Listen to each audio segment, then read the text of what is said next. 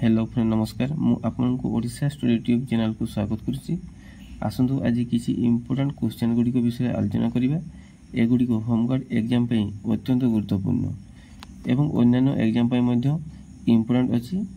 तो चलते आम आरंभ करवा। एक नंबर अच्छी वंदे उत्कल जननी किए लिखिथिले? उत्तर अच्छी लक्ष्मीकांत महापात्र। 2 नंबर अच्छी जनगणमन किए लिखिथिले? उत्तर अच्छी रवींद्रनाथ ठाकुर। 3 नंबर अच्छी ओडिशार हीरा त्रिभुज क्या कहुए? ललितगिरी, उदयगिरी और रत्नगिरी। नेक्स्ट देखिए 4 नंबर अच्छी छबिल मधु वर्णबोध पुस्तक रचयिता किए? उत्तर होची मधुसूदन राव। से 1853 मसीह पुरी जिले में जन्मग्रहण करथिले। तांकु भक्त कवि मधुसूदन राव मध्य कहुए। नेक्स्ट देखिए भारतर बृहत्तम महादेशर नाम कौन?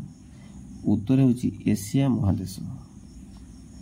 6 नंबर अच्छी भारतर क्षुद्रतम महादेशर नाम कौन?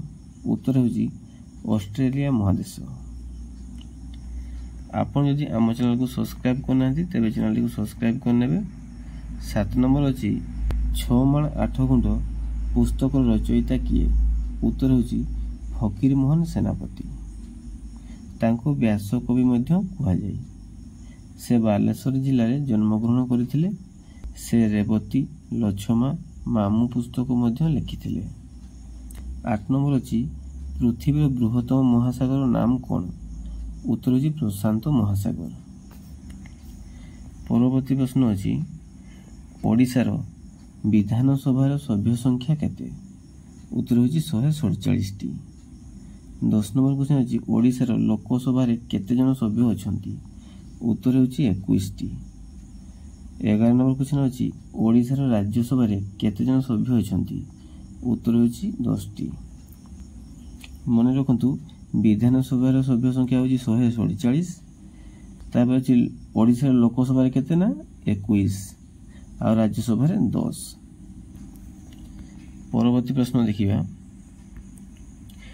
ओडिया भागवतर रचयिता किए? उत्तर होची जगन्नाथ दास। तांकु अति बड़ी जगन्नाथ दास मध्य कहुए। 13 नंबर क्वेश्चन अच्छी ओडिया रामायण को किए लिखिथिले? उत्तर होची बलराम दास।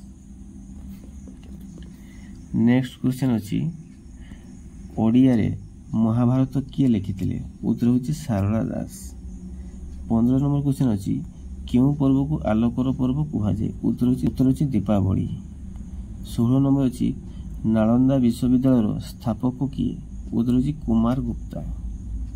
आज वीडियो को एठी रखुछु। पुणी आलोचना करिया नुआ को वीडियो रे। जय जगन्नाथ।